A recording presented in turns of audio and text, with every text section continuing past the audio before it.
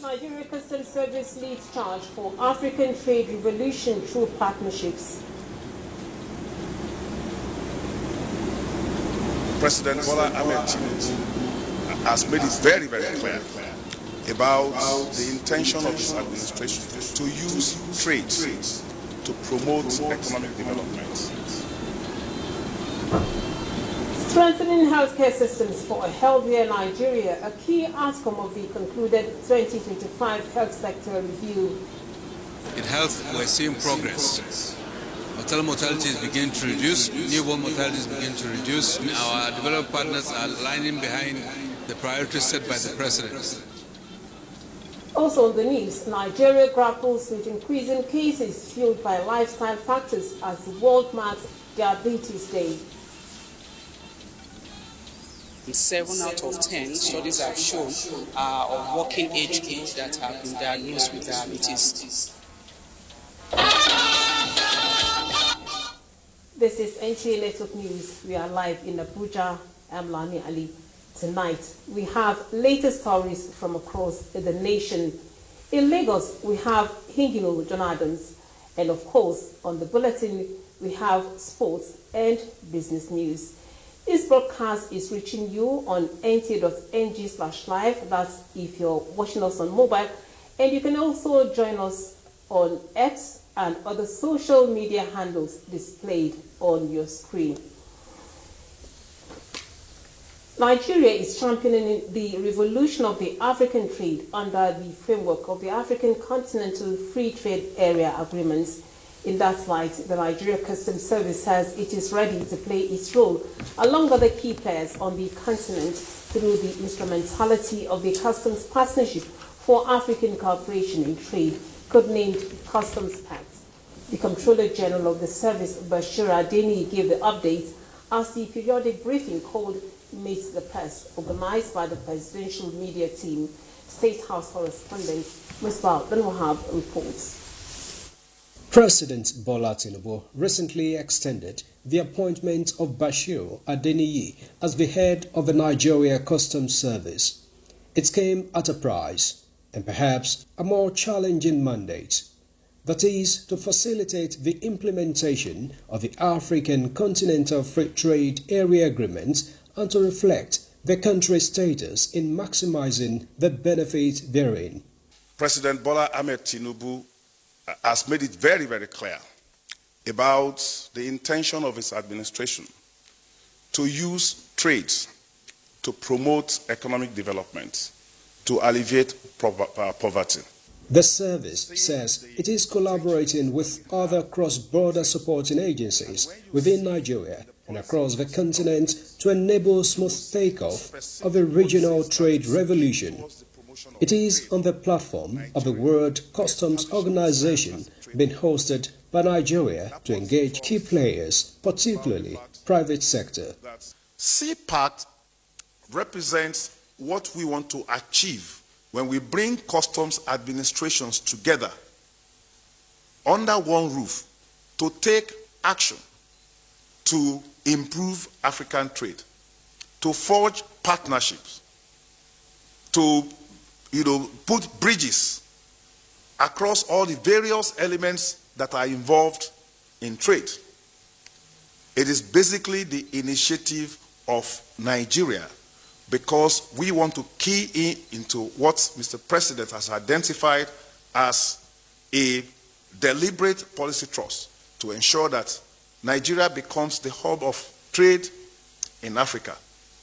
So customs is positioning itself as an agent of that revolution in African trade. On the recent removal of Nigeria from the Financial Action Task Force grey list, the Comptroller General attributes the achievement to the effective coordination of relevant agencies under the current administration. The lessons that we learned from our exit this year is the power of coordination. It's about all of the agencies who are working in these ports to come together under a very strong partnership synergy and under the coordination of one agency. It takes all of our agencies in the port to work together to create a better experience for our port users. Apart from revenue generation, the customs boss equally reveals that his service has developed tools to improve on its other roles of trade facilitation and contributing more significantly to national security. From the State House, Musbal Nanwahab, NT News. The federal government has reaffirmed commitments to advancing women's empowerment, gender equality and the protection of the Nigerian child under the renewed hope agenda of President Bola Ahmed Tinubu.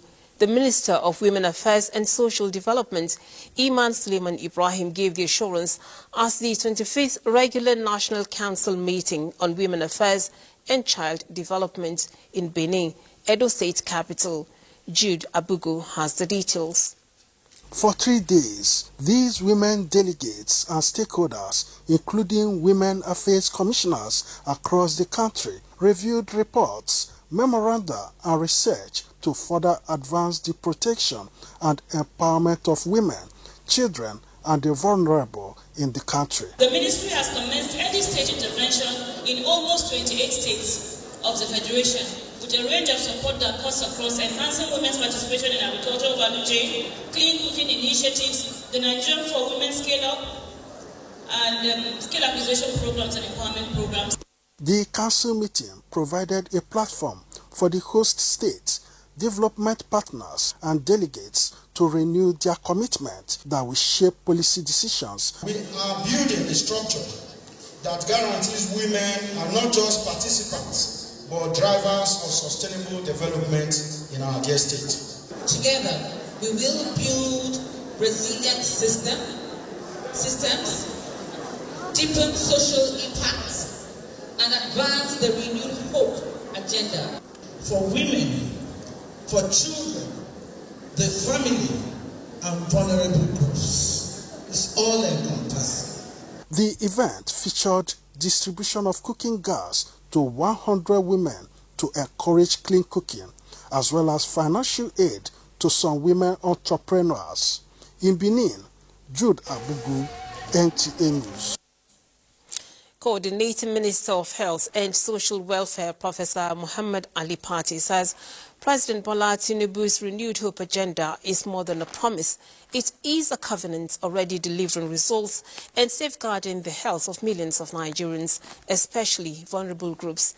The minister made the remark as the 2025 Joint Annual Review of the Health Sector concluded in Abuja, with key stakeholders reaffirming their commitment to implementing the expanded Presidential Health Sector Renewal Investment Compact, a major pillar for improving population health outcomes nationwide.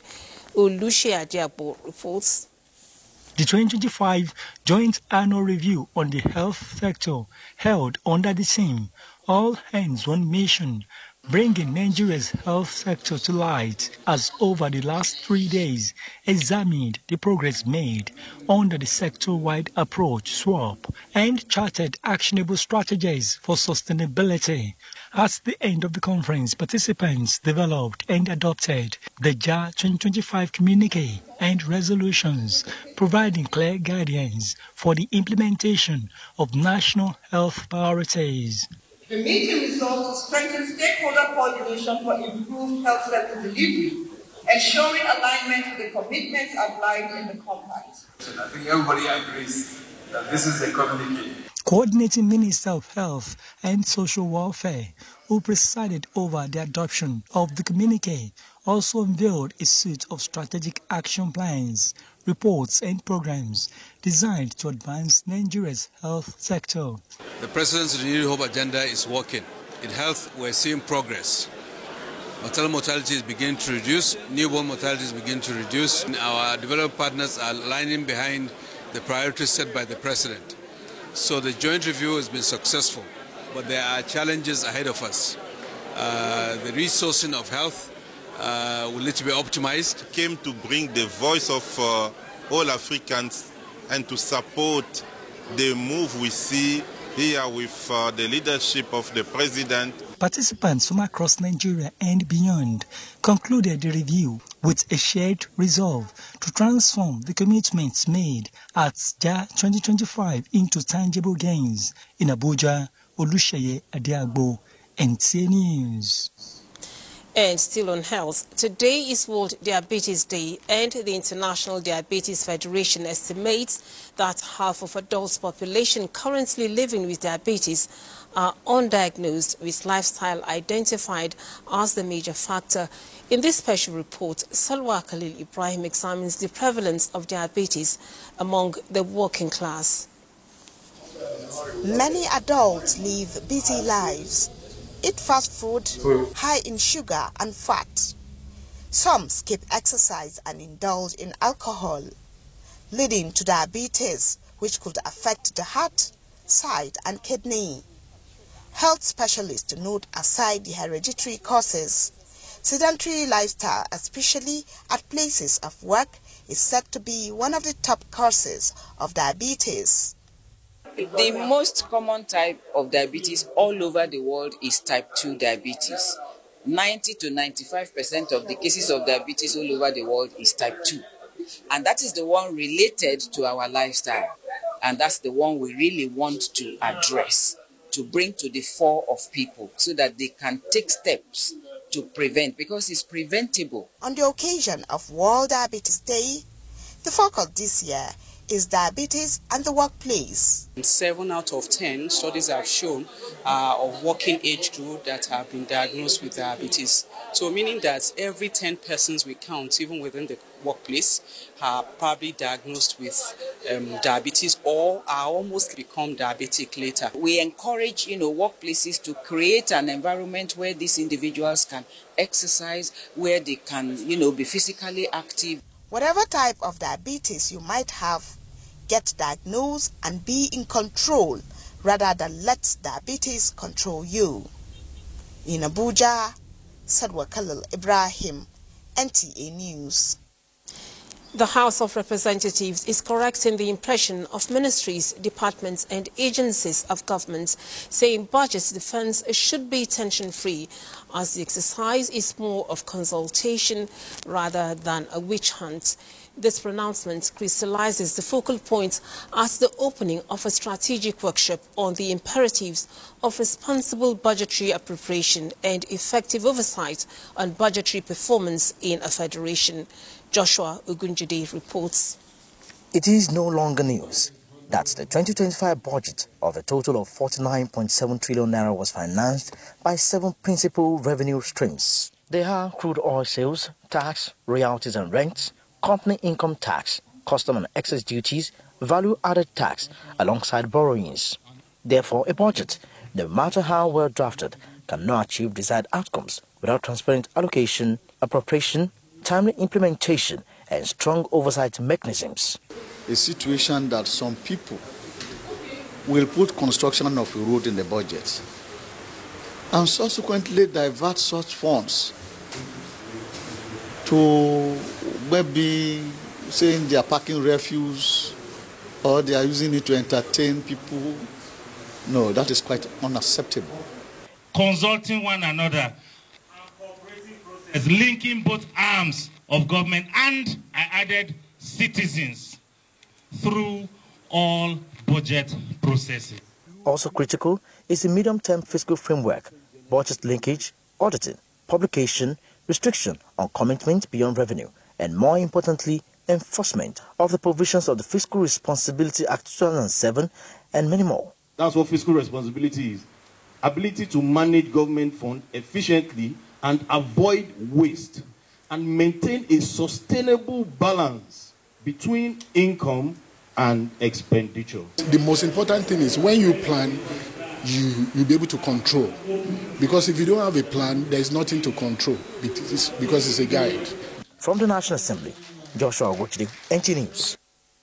In the meantime, the House of Representatives Committee on University Education continues its oversight in the South-South, cautioning federal universities' managements always follow due process in spending internally generated revenue and recruitment process.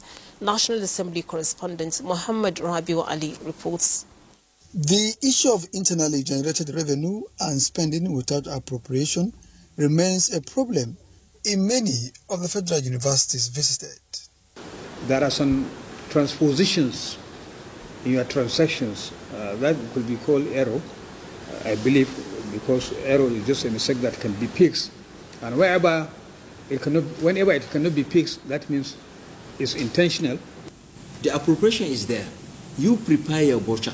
When the certificates are issued, you prepare your voucher, it's audited, you offload. At the Federal University of Medical and Health Sciences, Kwale, the lawmakers promised to assist the newly institution in producing qualified medical doctors in the country.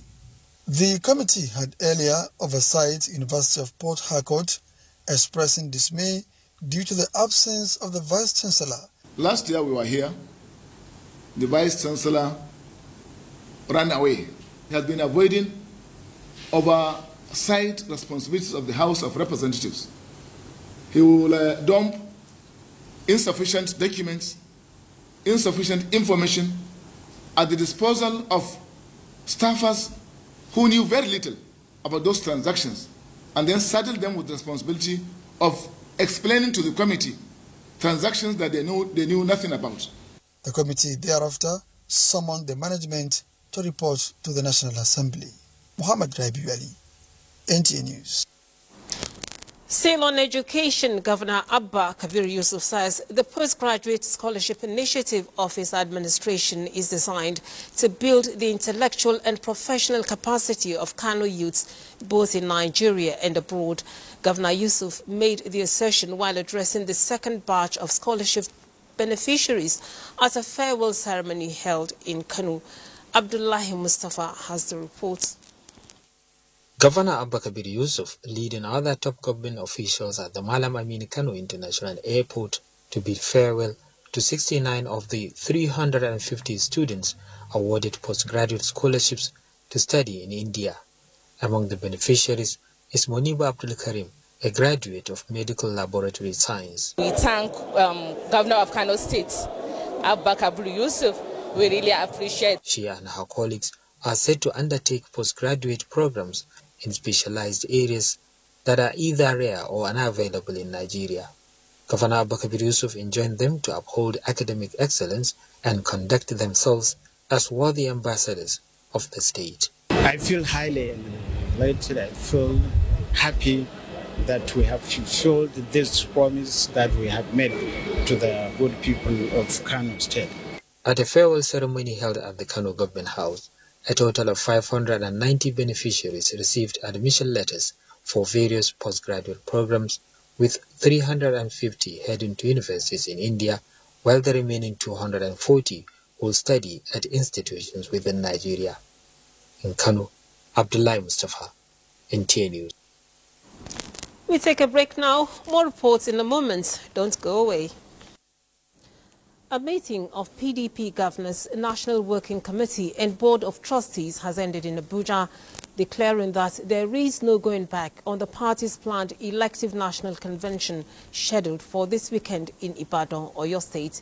Timothy Yusuf reports that the Wike-led PDP faction describes the proposed national convention as a mere gathering of friends and associates. Here is the report.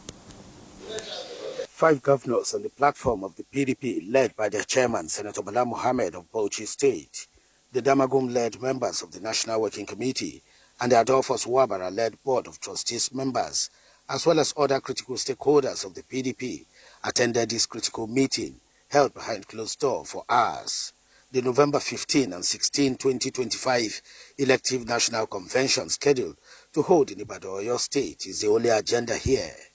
Chairman of the National Convention Organizing Committee and Governor of Adamawa State, Amodu Fintiri, briefed the media on their resolutions. We are going to Ibadan to go for our convention, and the convention is sacrosanct.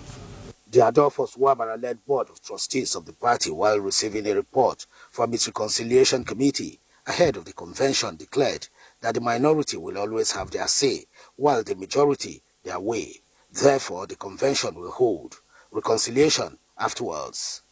We have now come up with our recommendation for a hitch-free convention. As far as the organs of the party, are concerned, the convention will hold. All these problems we have in PDP are self-inflicted problems. Self-inflicted. You know, in politics, it's a function of interest. In the meantime, the faction of the People's Democratic Party, loyal to the FCT Minister Nyesom Wike, has dismissed the planned national convention of the party, scheduled to hold in Ibadan, Oyo State, as a nullity. They should respect the rule of law and do the needful. The needful here is to bring the House together, follow the rule of law, lay down regulations, and then together we can have a united party and a convention that meets, legal standards. It insisted that any such gathering has no legal backing and will not be recognized under the law. Timothy Yusuf, NTA News.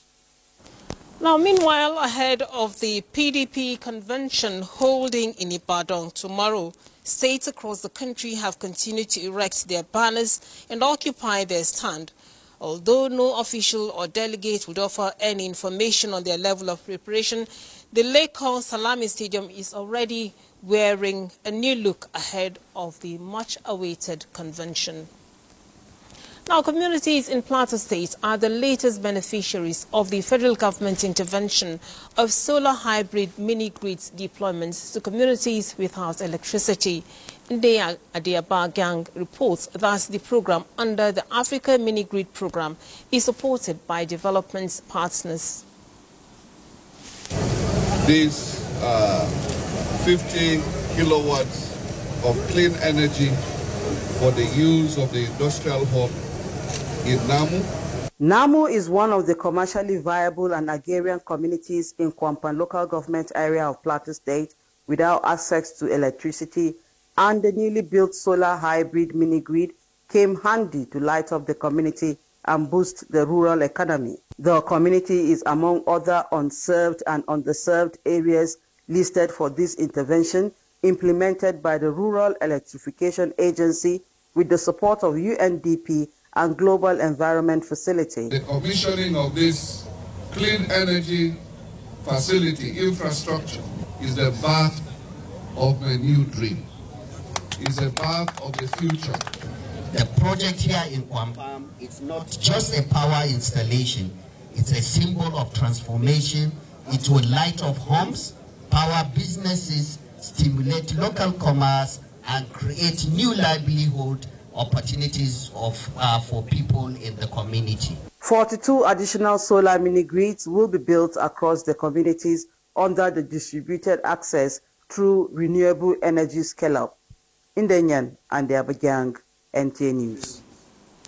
The federal government says it is committed to strengthening the Maritime Academy of Nigeria, Oron, Akwa Ibom State, through the provision of modern facilities, expansion of partnership, promotion of cadetship opportunities, and advancement of research and innovation. Minister of Marine and Blue Economy, Adegoyega Oyetola, said this as the 2025 graduation ceremony of the Academy, where 221 cadets bagged national and higher national diplomas. Clement Barikui reports. These 221 graduating cadets of the Maritime Academy of Nigeria, Oron, having satisfied the requirement of the Establishment Act and academic regulations worthy in character and in learning, have been awarded national and higher national diplomas by the Academy. Minister of Marine and Blue Economy, represented by Director of Maritime Safety and Security, Babatunde Bombata, notes that the ministry aligns with the federal government's renewed hope agenda, which seeks to unlock opportunities in shipping, more development of maritime transport and tourism, offshore resources and human capital development. In a short period, the Academy has evolved into a world-class institution. Acting Rector, Maritime Academy of Nigeria, Oron Dr. Kevin Okuna, says the ceremony was not only to celebrate the achievements of the cadets, but the steady progress of the institution over the past years. A clear mandate from the Honorable Minister to stabilize the Academy and provide leadership during a period of transition in status of the institution and set it firmly on a path to sustained quality maritime education and training. The ceremony attracted goodwill messages from the National Assembly as well as frontline shipholders partners who offered automatic employment and C-term slot for cadets with outstanding performances. Clement Barikui, NTA News. As part of efforts to end insecurity and restore lasting peace across Nigeria, the Office of the National Security Advisor is intensifying training for a special squad under the Nigeria Forest Security Service to flush out criminal elements hiding in the nation's forests. The National Security Advisor, Nuhu Ribadu, stated this as the graduation ceremony of forest guards from Taraba State held as the Police Force Training College in Osun State. Femi Afariogun has the details.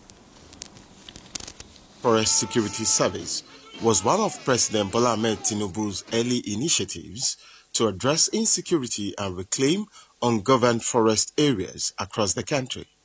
These 748 trainees from Taraba State have now been fully trained in weapon handling, intelligence gathering, surveillance, and other tactical skills required to secure Nigeria's forest reserves. The National Security Advisor, Malam Nuhu Ribadu, described the training as a strategic security measure aimed at dismantling criminal networks and protecting rural communities from attacks. Let me make this plain to the non-state actors and to criminal elements. You cannot hide. The gains recorded by our security services prove Nigeria's commitment to recovering all spaces and enforcing the law. As you proceed here today, bear in mind the importance of these tasks before you.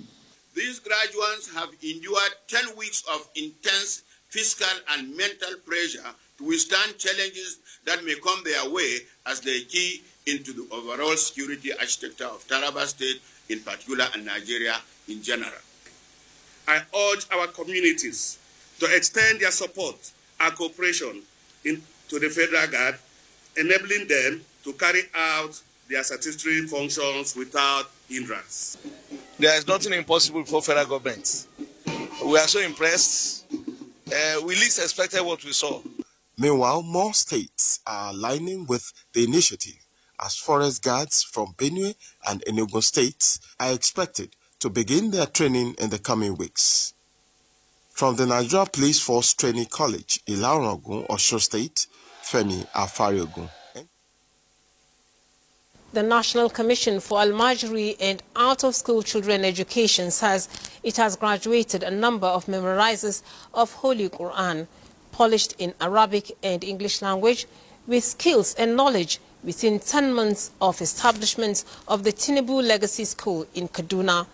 Given a scorecard of successes recorded since the inception of the Tinubu administration, Executive Secretary of the Commission, Dr. Muhammad Sani Idris, believes that with such efforts and other engagements, especially development of a 10-year strategic plan to address out-of-school issue, very soon the menace will be a thing of the past.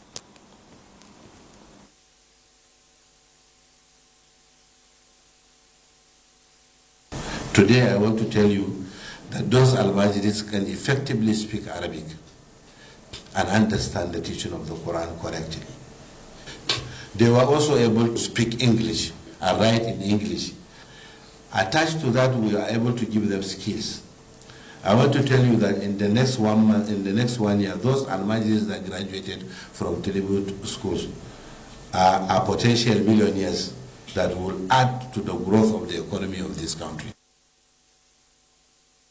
Time now to join Hinginu in our Lagos studios for news from Nigeria's commercial center. Hello, Hinginu.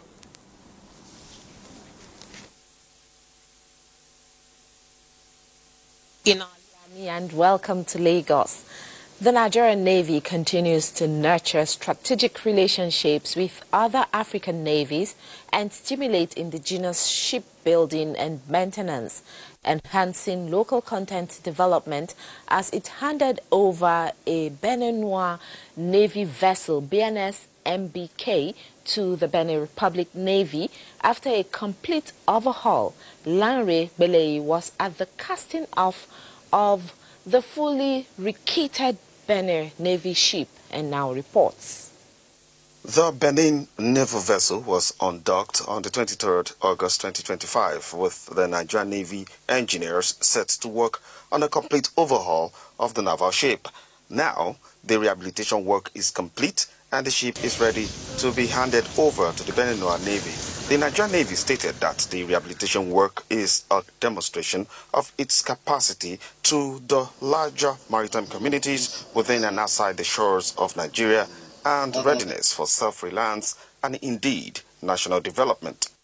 By providing the excess capacity we have here in the naval dockyard under the arrangement we have with our esteemed friends from the Benin Republic, we are able to create an environment where we ensure that more vessels are available between both countries to enable us jointly patrol our collective maritime environment. The Beninois Navy top brass believe that such collaborations will be strengthened and intensified in the interest of states of the sub-regional security and economies. This partnership for us appears to be the best option we can have as regard our ships' maintenance and any other technical assistance. This is the third vessel that the Nigerian Navy is going to rehabilitate for the Beninois Republic. And with 32 trials on the sea, 11.5 knots in favor of the tide and 9.8 knots against the tide, this vessel, the Nigerian Navy is saying, is ready for the sea. In Lagos, Lanre Bileyi, NTA News. We're done with our contribution from Lagos. Network News will continue after the break with Maria Adu Zakari for Business News. The suspension of the proposed 15% petroleum import duty is set to provide immediate relief by preventing a rise in fuel prices and helping to stabilize inflation. It also supports businesses by keeping production and transport costs from increasing. Economists say the move reflects government responsiveness, boosts investor confidence, and protects consumers while ensuring economic activity remains steady.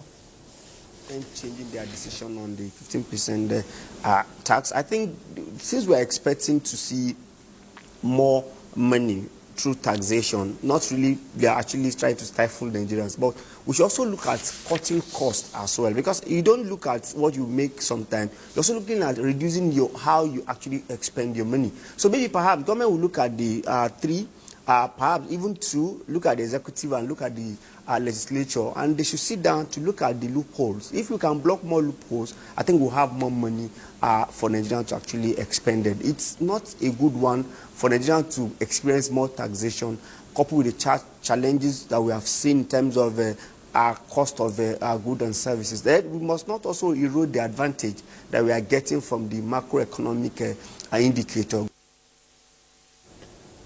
Nigeria's equities market edged higher today, with the NGX All-Share Index gaining 0.09% to close at 115.50 points, supported by transformed investor interest across the key counters. Elsewhere in the region, we have Tunisia Tin Index recording a modest increase of 0.04%, finishing at 13,051.69 points.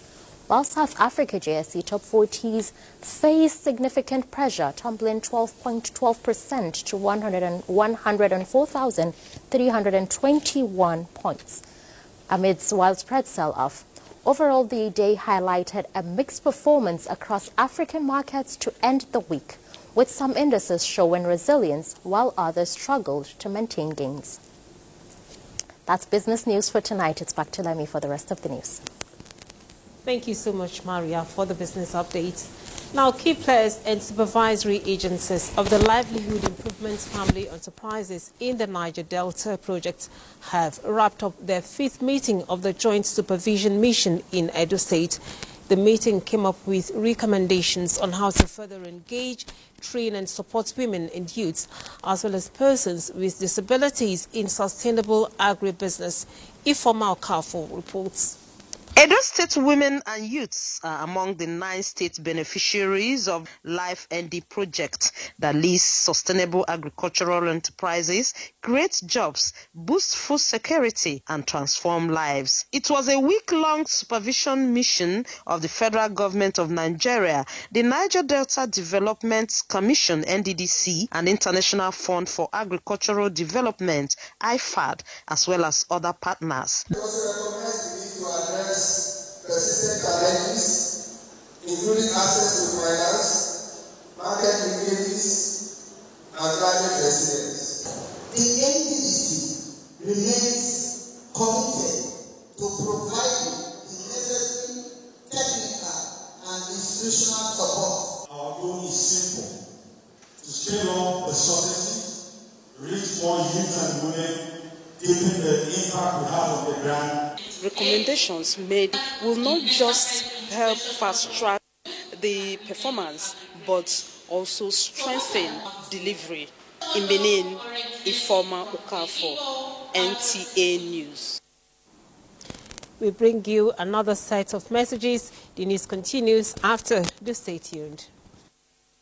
Now, reports reaching us indicate that the Department of State Services, DSS, has recaptured a top commander of the Ansari terrorist group, Abdulaziz Obadaki, believed to have masterminded the August 7, 2012 mass shooting of Christian worshippers at a Deeper Life Bible Church near Okene in Kogi State. At least 19 worshippers, including the pastor, were killed, with several others sustaining varying degrees of injury after 3 men armed with AK-47 rifles walked into the church and opened fire on the worshippers. Security sources said Obadaki, who after the church mass shooting also masterminded another attack on 5 commercial banks in Uromi, Edo State, was arrested but escaped during the July 2012 jailbreak at Kuje Custodial Center. Security sources disclosed that the suspected terrorist leader confessed to orchestrating the Kuje Custodial Center jailbreak following his transfer from Kaba Custodial Center in June 2022. According to the sources, after over 3 years of being on the run, DSS operatives in a well-coordinated intelligence operation recaptured Obadaki, aka Bomboy, on Friday morning. Time now to join Badi for sports news. Many thanks, Lami. Let's begin with the Super Eagles. Following Nigeria's 4-1 extra-time victory over Gabon, the National Sports Commission and its private sector partners have fulfilled their promise by delivering a total sum of $13,000 to the Super Eagles. The gesture came after a tense week in camp where the players had boycotted training over unpaid allowances and long-standing grievances over unfulfilled promises. Thursday's payment, the Commission says, serves as both appreciation for the team's resilience and a step towards restoring harmony ahead of Sunday's crucial CAF playoff against Congo, DR Congo.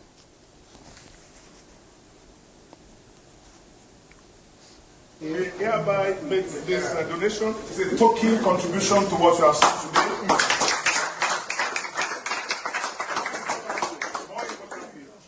It is a pointer to what is going to come on Sunday, inshallah, when we win. Amen.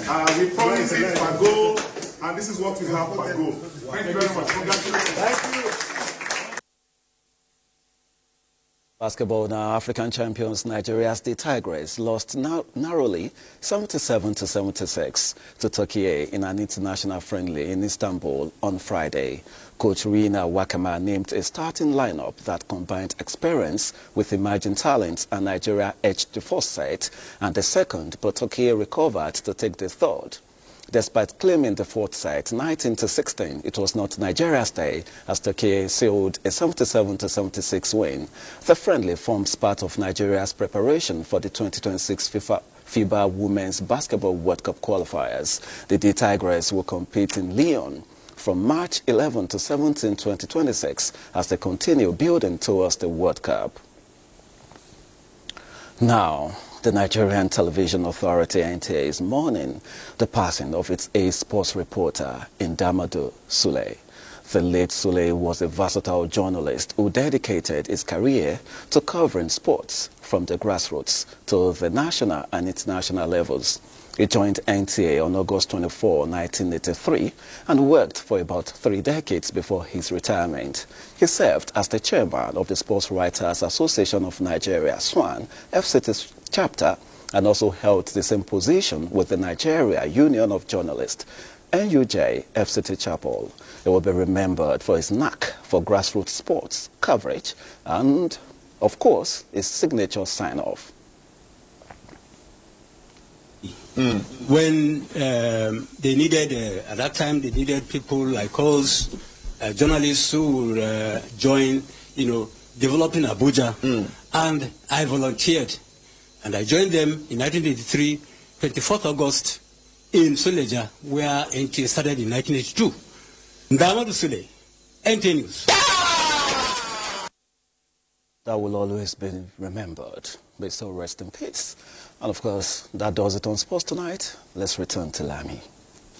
And Sports Update brings us to the end of the news. We thank you for being a part of it. Do have a very beautiful weekend. I am Lami Ali.